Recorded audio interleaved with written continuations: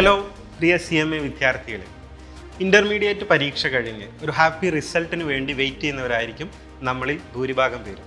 എങ്കിൽ നമുക്കുള്ളതാണ് ആക്പ്രോ.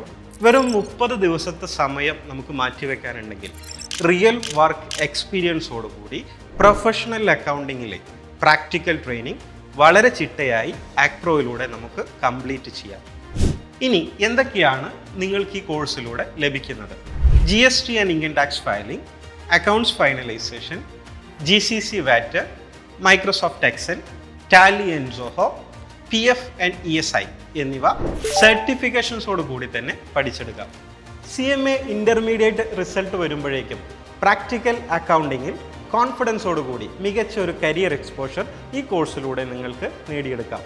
അപ്പോൾ ജനുവരി 5 തുടങ്ങുന്ന ICMSൻ്റെ ആക്പ്രോ ബാച്ചിലേക്ക് ഇന്ന് തന്നെ രജിസ്റ്റർ ചെയ്തോളൂ.